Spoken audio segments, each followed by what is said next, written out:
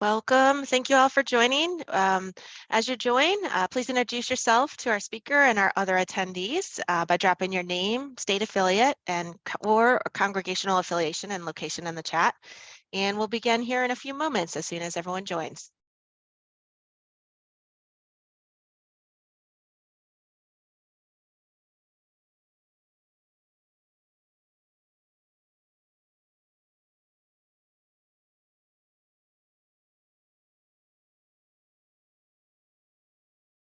Hi, everyone. Welcome. It's great to see all the folks joining and introducing themselves in the chat. We're going to give it just another moment as folks are still coming into the Zoom room or the Zoom meeting, Zoom webinar.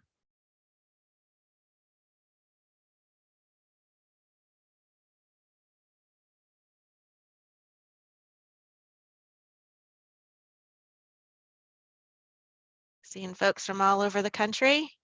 That's so fun to see that.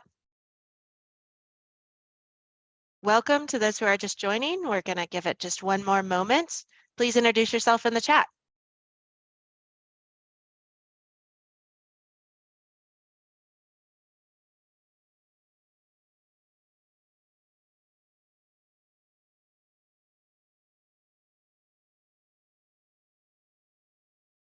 I see we're up to 136 now. More folks joining and introduce themselves. Welcome. Well, as you're joining, we still got a bunch more folks steadily coming in, but we'll slowly get started here. Thank you all for joining. Please, if you haven't already, continue to introduce yourself to our speaker and to other attendees in the chat. Love to see that. It's fun to see that. I'm Tiffany Hartung. I'm Chief Strategy Officer with Interfaith Power and Light. I want to thank our partners on this event, Creation Justice Ministries, the Unitarian Universalist Association, United Women in Faith, and of course, Rewiring America. As you all know, the Inflation Reduction Act and the Bipartisan Infrastructure Investment and Jobs Act created the largest climate and clean energy investments that the U.S. has ever made.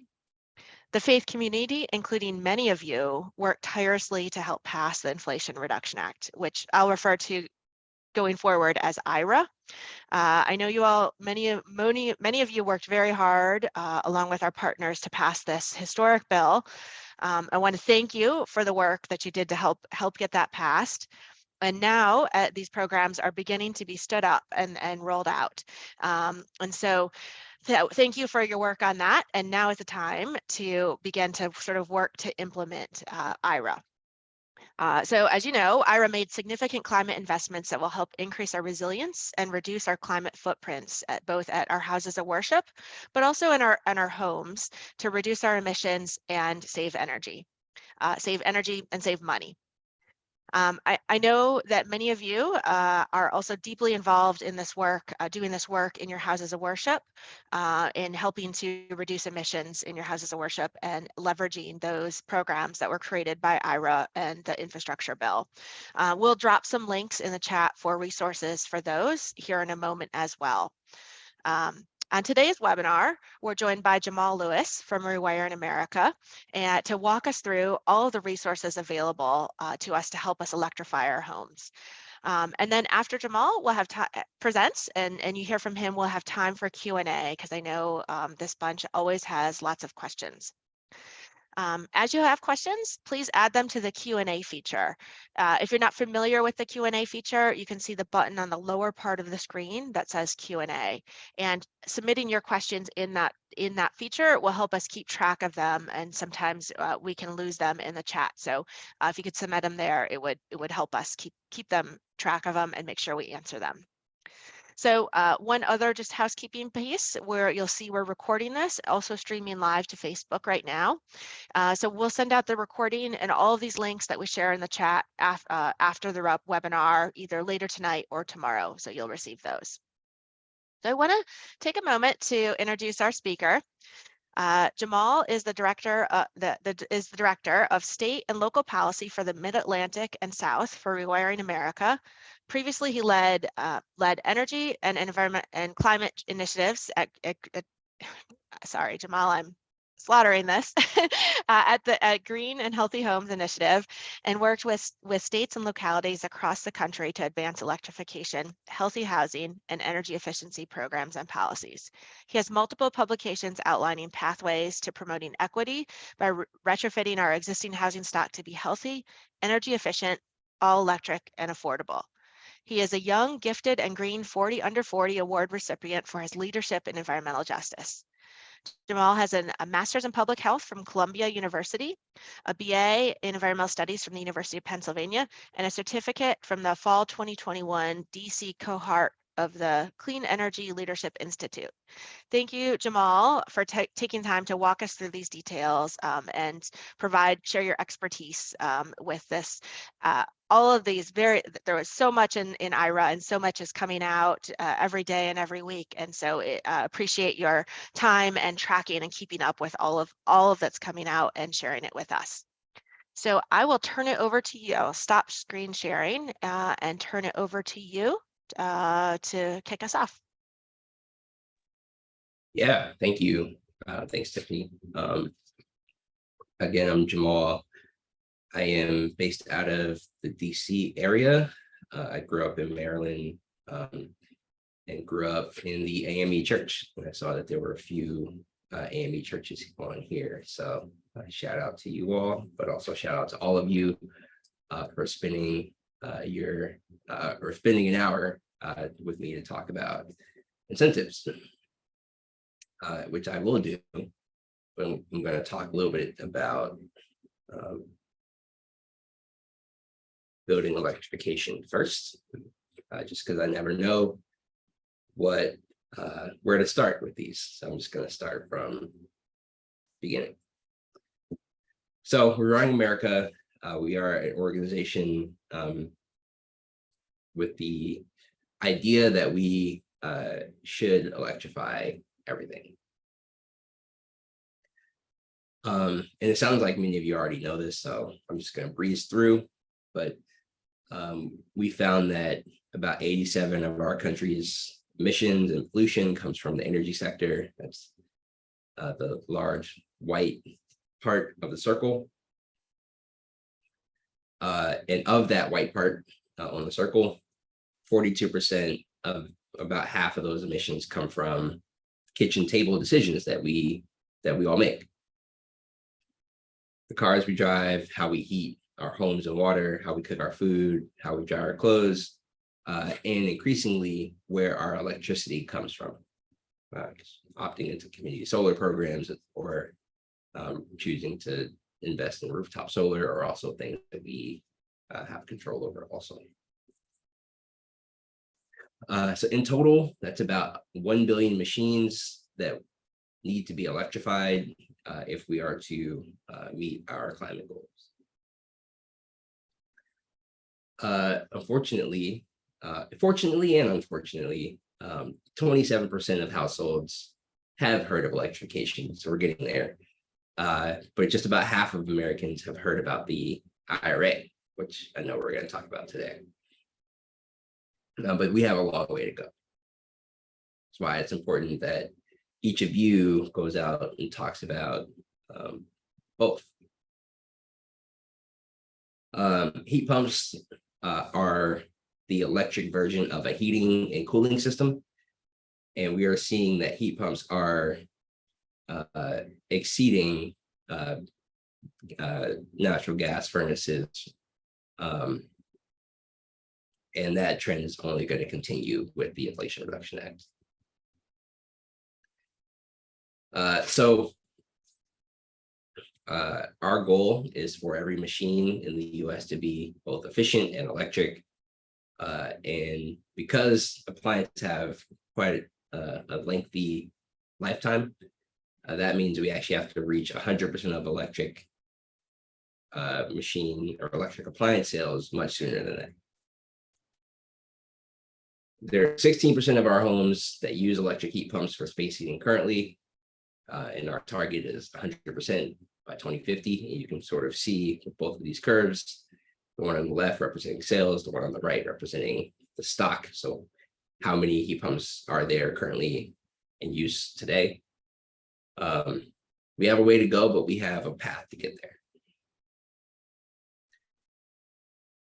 So that means this year, we really need 231 additional heat pump sales, 13,000 heat pump water heater sales, almost over 150,000 induction stove sales, 600,000 electric vehicles, and over 400,000 rooftop solar installations.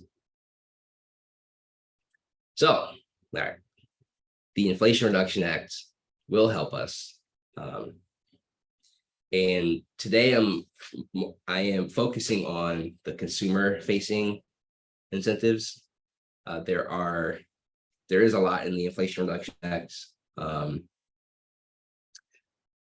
I'm not going to talk about all of it today. But if there are questions about it, then we can get into it. But I'm primarily going to focus on the consumer tax credits and the consumer rebates. So the Inflation Reduction Act includes rebates, tax credits, financing, and manufacturing incentives. It also incentivizes the decarbonization of the power sector. So where we get our electricity from, there are incentives for wind power, solar power, and other renewable energy sources. So the Inflation Reduction Act encompasses all of that. So as Tiffany mentioned, there is a lot in there. So consumer tax incentives. And when I say consumer, I really mean the average person who is seeking to improve the quality of their home. There are two consumer-facing tax credits. The first one is the 25C on the left, the residential energy efficiency tax credit. This is available now. Sorry, one second.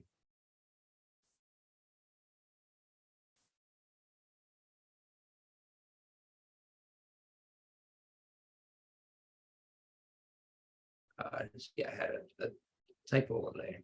So.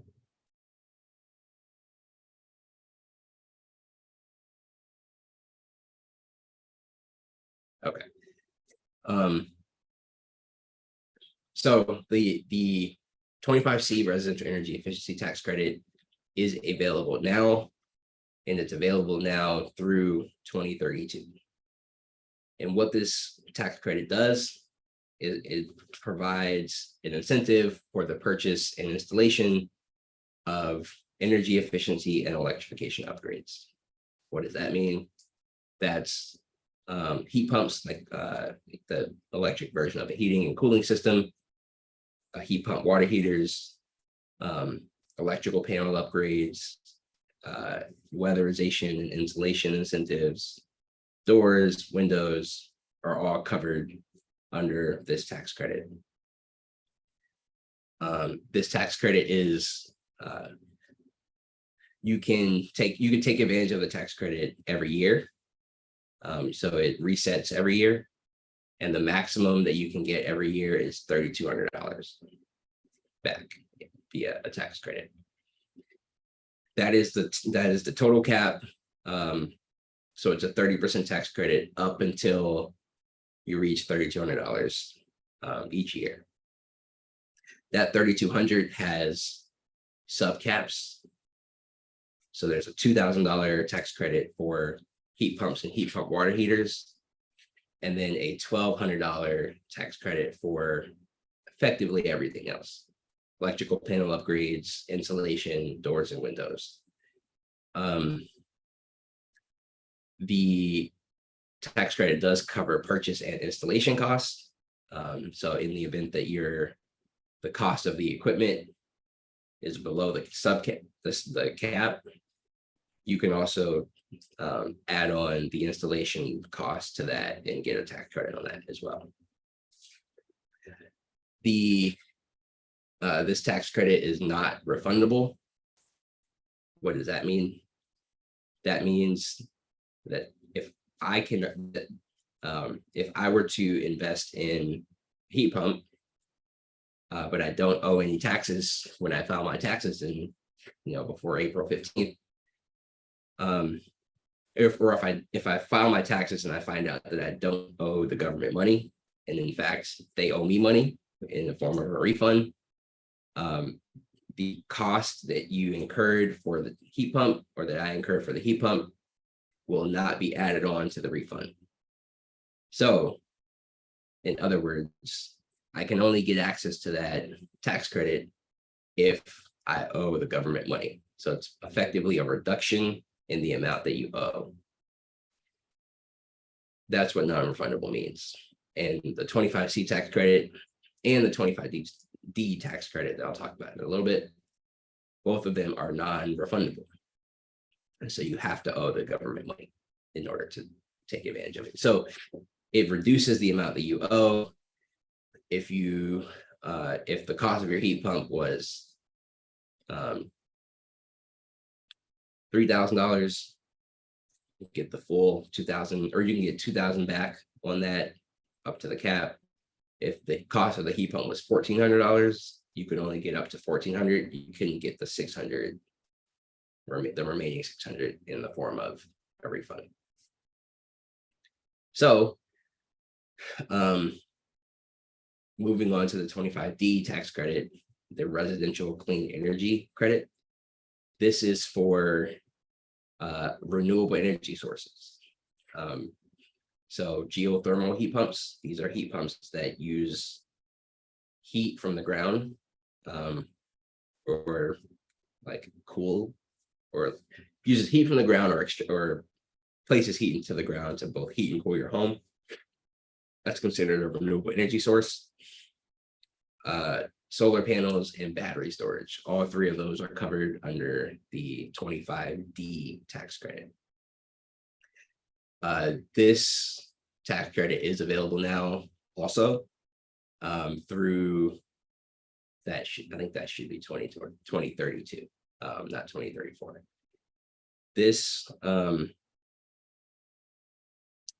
tax credit is a 30% tax credit also, but it's uncapped, which means there is no, so it's 30% of the total cost, no matter how much it costs. So if your if your solar panels were 10 grand, you can get 30% of that back. If it were 30 grand, you can get 30% of that back.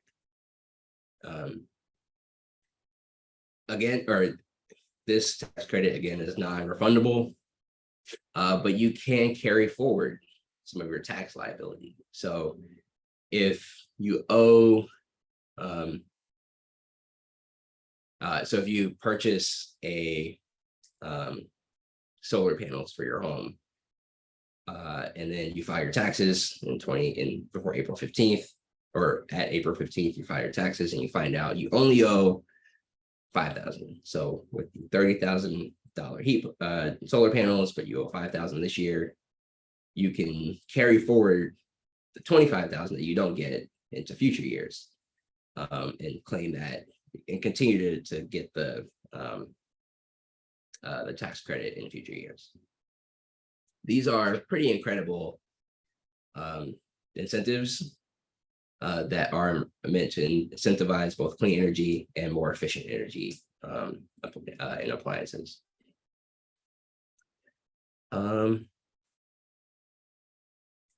Yeah, let's see. So, all right, there is guidance out on these tax credits. I'll make sure that you all get these links. There are efficiency standards for these appliances. I'll make sure you get that link too. These tax credits are not equitable, and the reason is because they're not refundable. Most low-income households or limited income households don't owe a lot of money in taxes, or don't owe any money in taxes. And so the fact that the credits are only available for people who do owe money is a severe limitation on low-income households. Renters, the Department of Treasury has said that renters are able to take advantage of these tax credits. We are still trying to figure out what that means practically. The portable window unit heat pumps are, so these are heat pumps that you would just plug into the wall. And there is pending technology that will enable that. So it's like an air conditioner, but you can heat as well. But right now they don't meet efficiency standards, so they don't qualify. But we are waiting to see what will happen with that. There is a place of residence requirement, so landlords cannot take advantage. Only the occupant of the home can take advantage of these tax incentives. These can be stackable with other federal incentives like rebates or like the weatherization program or other local incentives, state or local incentives as well. But largely the state and local incentives, the stackability of those depends on state and local policymakers. So those are the consumer tax credits. There's two of them. In addition, there are consumer facing rebates. And we're going to dig into that also. The first program is the Home Electrification and Appliance Rebate Program. This is $4.5 billion of point of sale rebates for electric appliances. So what does that mean? Point of sale is intended to be a discount at the point of sale. So I think when most people think of rebates, or at least when I think of rebates, I think of the mail-in rebate where I have to pay and then they mail me a rebate in the mail. That is not what this is. This is intended to be an upfront discount.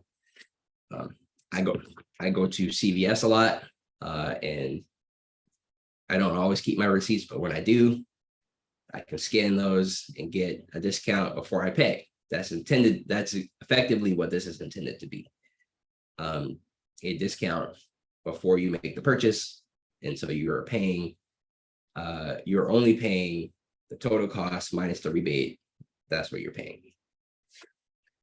There's a maximum of $14,000 that any household can get under this program. And then there are sub maximums as well for different appliances. So for heat pumps, that's $8,000. For heat pump water heaters, that's $1,750. For electric and induction stoves, $840. Heat pump clothes dryers, $840. Electrical panel upgrades, that's a critical piece. There's a $4,000 maximum for that. $1,600 for weatherization, and then another $2,500 for any necessary rewiring that's required. This program is entirely for low and moderate income households, defined as below 150% of area median income. That may mean something to some of you. For others, I'm sure that doesn't mean much. Basically, it's taking the median income for an area. So whatever that median is, it's 150% above that and below. It's a pretty generous income eligibility threshold. I think most programs or most income eligible programs are around the 80% area median income level. And so this is pretty generous. 50% of the rebates are reserved for low income households. So if you think about below 150% of area median income as low and moderate income, the low part of that threshold is 80% of area median income. So 50% of rebates are reserved for households below 80% of area median income.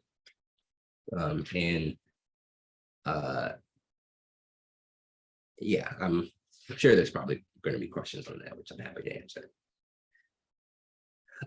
So for low income households, which is the 80% below, 100% of the project costs can be covered up until the $14,000.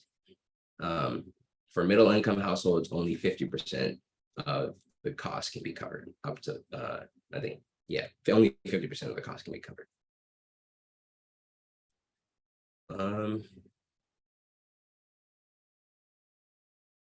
Yeah. So that's program, that's consumer rebate program 1, home electrification and appliance rebates. The consumer energy rebate program number 2 is the home efficiency rebates. These are this is slightly more complicated than the electrification rebates. The efficiency rebates are rebates for projects, home retrofit projects that save energy or that achieve a certain level of energy efficiency. Projects have to achieve at least 15% or save at least 15% of on their energy consumption. These rebates prioritize envelope upgrades. So if I were going to if I sought out to improve the efficiency of my home, there'd be a number of things that I could do. I could get more efficient appliances. That's covered with the other rebate program. I could get more efficient windows and doors. I could use less energy, or I can improve the efficiency of the envelope. So perform things like insulation, weatherization, those types of measures. All of that is covered by this program. So appliance efficiency upgrades, insulation, air sealing, weatherization, windows, doors, pretty much any measure that will save energy counts under this program. The program does prioritize those envelope upgrades, like I said. So that's like the insulation, air sealing, pipe insulation, all of that is prioritized. This program is for everyone, so it's not income. There's no income threshold, or it's not income limited, but there is 50% of the rebates under this program are reserved for low-income households, which is also defined as 80% or below of area median income. For that same population, so households with income below 80% or below 80% of area median income or below, the rebates are also doubled in that case. I'm going to back up a little bit.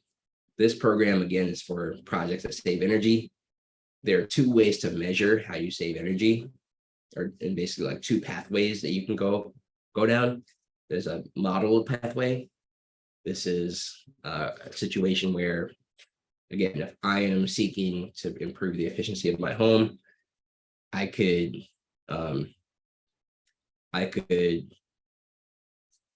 see how much energy I'm using now, and then model or project or estimate the amount of energy that I will save by installing certain measures. That's the modeled pathway. And as you can see here, the modeled pathway, households that go that path can either get $4,000 per household or $8,000 for low-income households. So it's one or the other for model. There's also a measured energy savings pathway. For measured, it's exactly what it sounds like. So if I'm going to improve the efficiency of my home, I would need to know how much energy I'm using now. And then once the retrofit is complete, I will then measure to see how much energy I saved, and I will get a rebate based on how much energy I did save. So it's 2 pathways there in terms of who can get it. Again, any household can get it. But I know that I at least would not know the first, I would, but most people wouldn't know where to go to get your home measured to see how energy efficient it is. And the whole process can be cumbersome. So the Inflation Reduction Act also allows for entities like that are called aggregators to effectively do the work for the homeowner. So here's how that could look. Let's say Interfaith Power and Light decided it wanted to be an aggregator. Interfaith Power and Light could hire a bunch of people that know how to measure energy savings, and it could go out, provide energy saving retrofits to your members or to your neighbors, and the person whose home is being retrofitted wouldn't be privy to all of the back end. All they would know is that they were just getting their home retrofitted. Interfaith Power and Light would actually be the entity that is fronting the cost, doing all the necessary measurements and other program administration, and submitting that to the state energy office, who will then pay Interfaith Power and Light back. So the homeowner would not, all they would see is free upgrades. Interfaith Power and Light would be the aggregator, and they would coordinate all of the work that's being done. So that's basically two ways. The homeowner can seek out all of this itself and then apply for the rebate, or an aggregator can do all the work for the homeowner. Each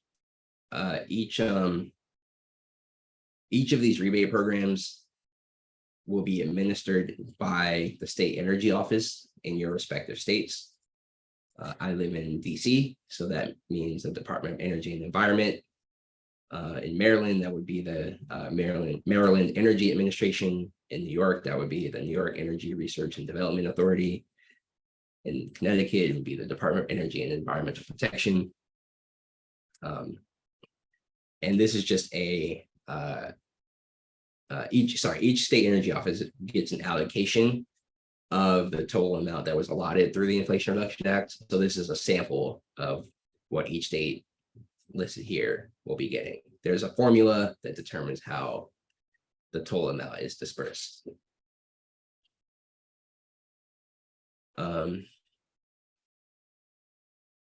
Here's a list of the important people or entities to know. The Department of Energy, DOE, is the entity responsible for issuing requirements, guidelines, reviewing state applications, and issuing the funds to states. State energy offices, which is to the right of DOE, will actually be designing the program. So each state will have a slightly different program, because the states have pretty have a lot of flexibility to how they want to design their program. The state energy offices will also apply for funds, will issue an RFP if they want to for entities to help implement the program for them. Implementers are entities to help implement the program. They will respond to a request for proposal. That's what RFP means.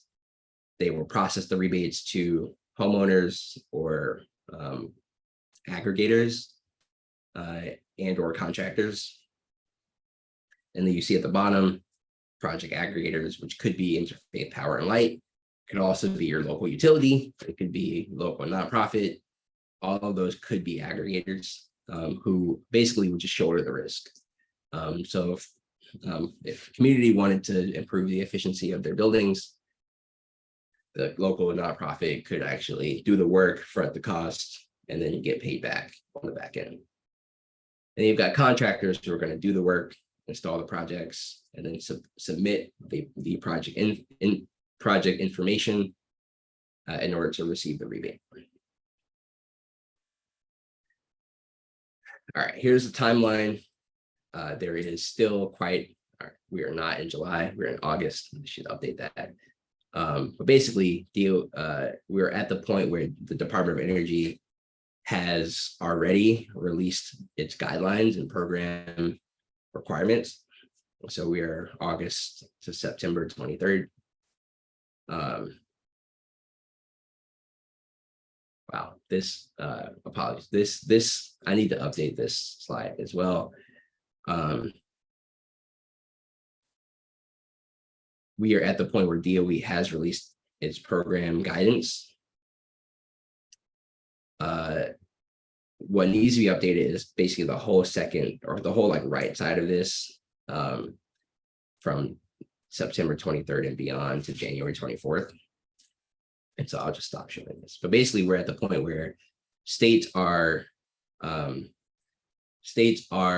reviewing the Department of Energy's program guidelines and in talks amongst themselves about how they want to design the program for their state. There is a quick start pathway, which I'll talk about, which means if a state wanted to hurry up and get rebates out the door, they could opt to do the quick start pathway, which would mean that they would need to have the program up and running before the end of this year, before December 31st, 2023. I think I'm going to talk a little bit about that before or later in the presentation. And I'm going to quickly run through these so we have time for questions. Basically, you will not be able to install your heat pump now and then get a rebate once the program gets launched. You can only get a rebate before you do the work. That's what retroactivity means. There are standards for appliances in both programs. They have to be Energy Star. There are contractor incentives attached to both programs, as well as other contractor payment guidelines. There are requirements around quality assurance that states will have to figure out. I mentioned the set asides for low income, which is broken down to 40% for low income and then 10% for low income multifamily properties. Because both programs have an income threshold of some type, there has to be income verification. And so states will have the flexibility to determine how they verify income. DOE would have to approve those plans, but DOE is not going to provide some sort of national tool. For multifamily buildings, the person seeking the rebate can multiply the rebate amount times the number of units. So if it's 14,000 and you have a 4-unit building, your total for that, if it's 8,000 for the heat pump and you have four buildings, you can multiply 8 times 4 to get your total number that you can use for that building. Again, states have a lot of flexibility, which is why it's important that you all know that right now is really the time where you should be making your voice known in terms of what you want to see your state do with the design of the programs. So again, there's a quick start pathway. It has to launch in 2023. There are some that may pursue this. I imagine that most states won't have programs up and running until 2024. Some not until 2025, and we want to avoid that also. The unfortunate thing with the rebates is that if a state could choose not to apply for the rebates or to reject funding, and if that's the case, then that state will basically have lost out on its opportunity to receive these incentives. It cannot be reallocated to another entity in that state. And the application deadline for states applying is January 31st, 2025. And then here's quickly some resources that you all can use, which I will make sure you have to navigate these various incentives. We have a calculator on our website, so rewiringamerica.org. It's called the savings calculator. You insert some information about you, and it will let you know how much you could be eligible for in terms of incentives. This will be updated once programs are up and running. Right now, it's just a projection, but we will update it to be more representative of actual numbers once programs are up and running. Over 500,000 people have calculated their savings already. We're waiting on another 500,000 more. So feel free to use it yourself and share it with your friends, family, congregations, and continue the hype around what this will look like for them. We also have 2 guides on our website for what it means to go electric, and a step-by-step guide on how to electrify everything in your home. And then we have a couple things coming soon. The savings calculator will actually, we are actually in the process of revamping that so that it also guides you through your electrification journey. So you enter your information, you get your estimated savings, but then you also get how much in pollution will you reduce, and then what is your personal plan for your for retrofitting your home. Do you tackle the HVAC system first, then you go with the stove, or do you plan out your water heater, or do you do panel upgrades first? The intent is for this tool to actually help you and guide you through that process. So we launched a part of that already, but the full thing is not live yet. Yeah, here's some example photos for what this could look like. All right, and that's it. So I will stop there and leave time for questions.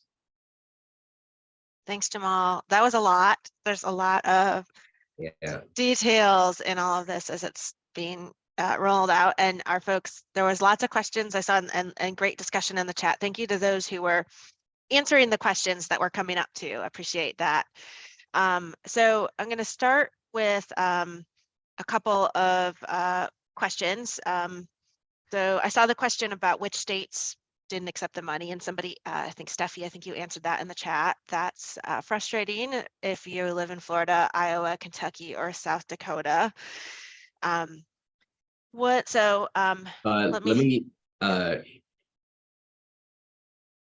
me clarify that. So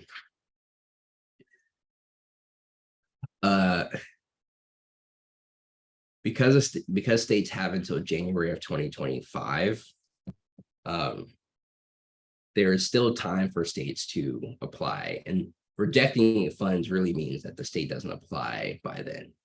So I think that date was intentional, January 2025, because that would be after the next election, and I think the Department of Energy wants to give states time to apply if something happens where the state now wants to apply. So even if a state has indicated that they will reject, I think there is still a possibility that they seek out funds.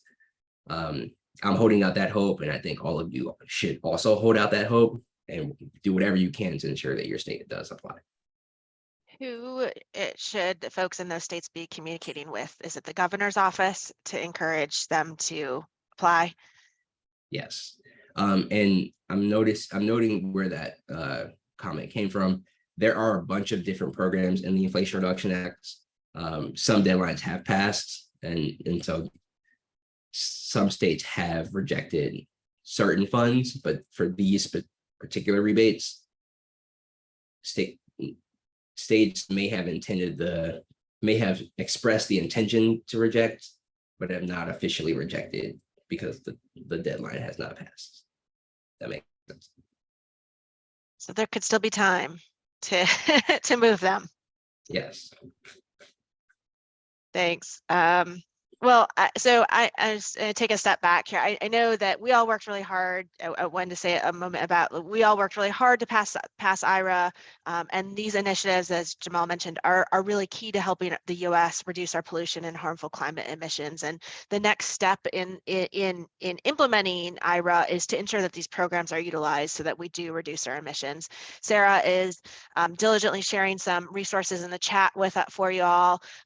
But to help with the success. And so as Jamal mentioned, IRA success and its effectiveness in driving down emissions really hinges on consumers, houses of worship, businesses, everyone hearing about and seizing the opportunity to utilize these incentives as much as we qualify for them.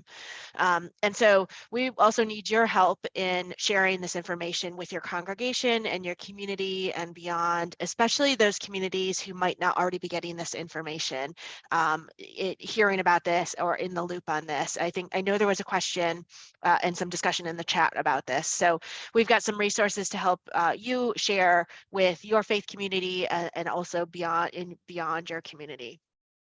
So getting back into that list of lots of questions.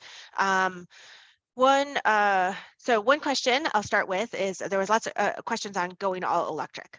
So somebody asked if I have a gas water heater, a gas furnace, and a gas clothes dryer and want to go all electric, should I put in a solar rooftop before or after going, or focus on or after going to shift to appliances?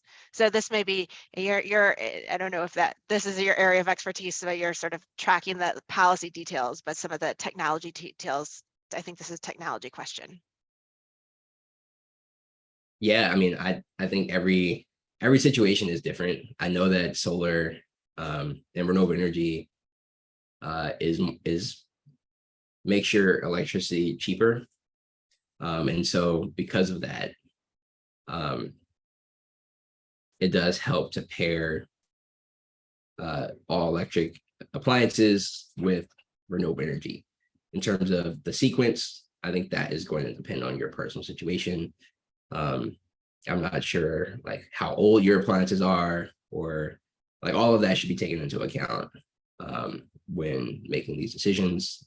And so I don't think I can give you like here's what you should do, but definitely seek out like a contractor that can help you figure those questions out. Thanks. And I see Julian's comment in the chat that he says, he's in solar, and that you wouldn't be able to know, right? That makes sense. We wouldn't be able to know your demand and energy needs for the size of your solar system if you don't have the appliances in place first. So one perspective, I guess. So I think, so there was a lot of questions about the tax specifics. So one question about, will tax services be familiar with this information for the average consumer? So when we all go to file our taxes and those of us that use a tax service, are they gonna know all of this to be able to help flag those things that we need to apply for? Yeah, I would think so. There is still some details that need to be figured out for the tax incentives in terms of what information you will actually provide when you're filing your taxes. And Treasury and IRS are my understanding is that they're working on finalizing that. And they should finalize that soon so people know what to keep track of as they're installing these machines in their homes. I see some more discussion in the chat. We've got some very knowledgeable folks here today. There's other questions about the 25C, and I saw while you were speaking there was discussion back and forth, and I think some folks in the chat answered it, but the question on the tax liability and if you may or may not qualify for a tax refund. So let's say so I'll dig into these. Does the 25C carry forward tax year to tax year if your tax liability is less? No. The 25C credit, and for folks who aren't as deep in it, 25C credit is for appliances and insulation. 25D is for renewable energy sources. 25D can be carried forward. 25C for appliances cannot be carried forward. Thanks. A question about solar that relates to taxes. Solar rolls over, but the rest does not. Can it all be done in 1 year and have the credit apply to appliance and roll the solar to the next year? The solar, yes, because solar can be carried forward, but for appliances, no. For appliances, I think it makes the most sense, at least from my very limited tax knowledge, to space it out, because you can the amount that you can claim resets every year. So it really lends itself to tackling something this year, claiming your credit next year, but then tackling something else that year, and then claiming whatever credit you can get the following year. So you can do your heat pump water heater this year, claim the heat pump water heater tax credit of max of $2,000. And when you file your taxes April 15th.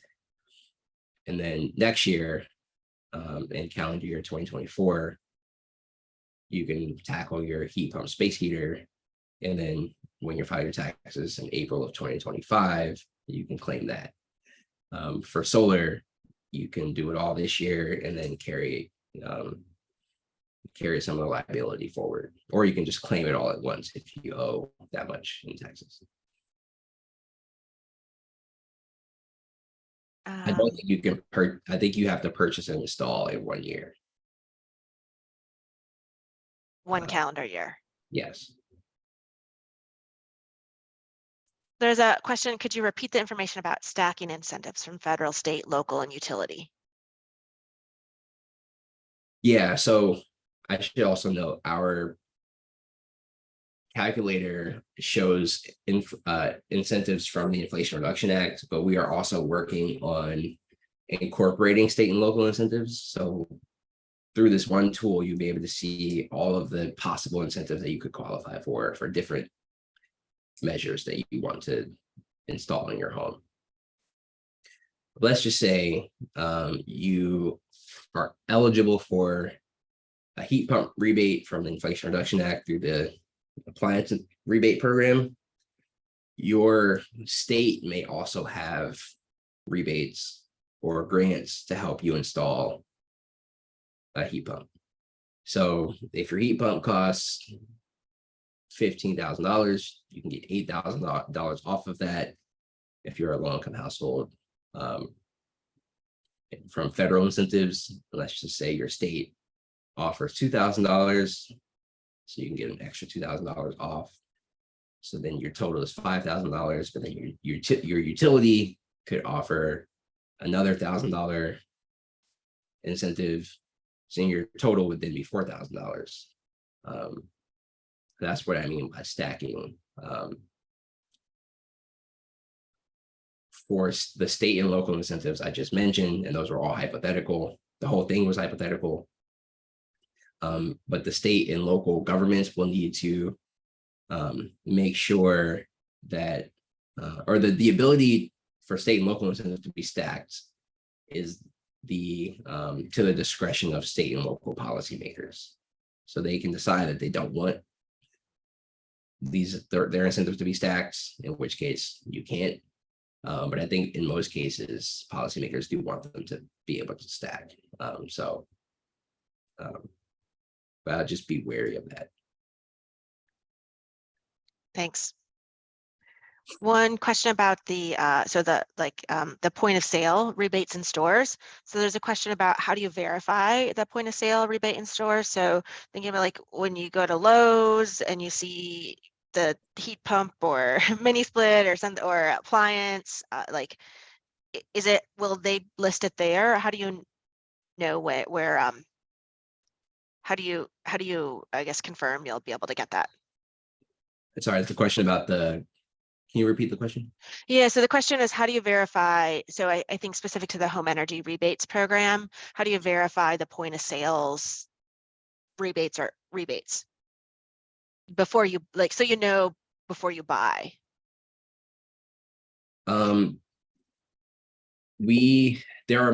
So I'll just talk about heat pumps for now, but this applies to other types of appliances. The manufacturers of those appliances want you to know that it qualifies. So I think they have already started to label some appliances that could be eligible, that meet Energy Star requirements.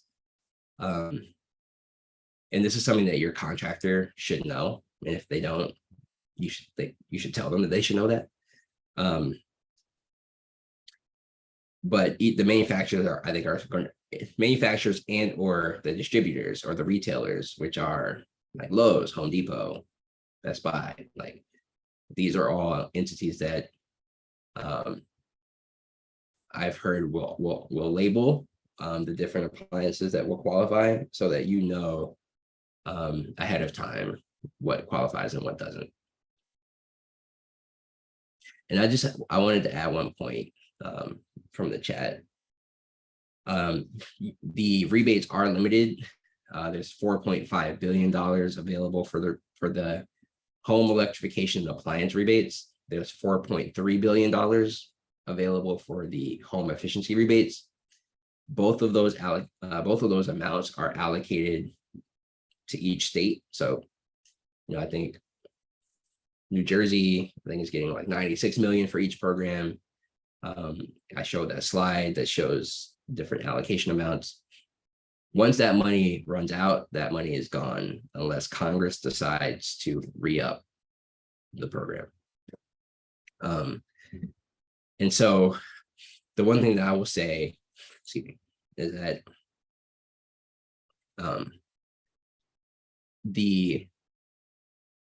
if you do qualify for the tax incentives, or if you know people that qualify for the tax incentives, or if you're just an advocate and if you want the Inflation Reduction Act to make the biggest impact that it possibly can, the more people that we can help improve the quality of their home with the tax incentives, I think the better off we're going to be.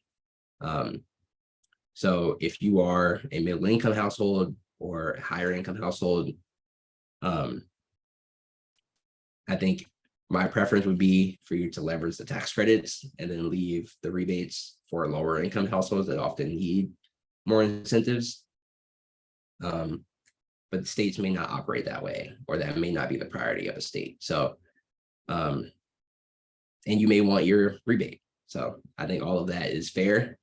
As someone who would like to see the Inflation Reduction Act go further, I would like to see more people relying on the tax credits, even though I know it's a lower incentive, and then leaving the low income households with the rebates. Thanks. And we definitely also want to thinking about I'm gonna start to wrap us up because we've got just a couple of minutes left, but thinking about the particularly we spend this bunch, I imagine the folks here, but IPL, we certainly spend a lot of time and there's lots of interest in utilizing the resources for houses of worship in particular. And so one thing that I wanted to put a plug in while we've got folks here is that for those of you who are doing this work in your houses of worship, we want to help collect those stories so that we can utilize we learn about the work that you're doing, and we can tell those stories to members of Congress, in the media, to how their houses of worship, to inspire them. Helping to just tell those stories helps to sort of create more climate voters and demonstrate the proof of and value of this work beyond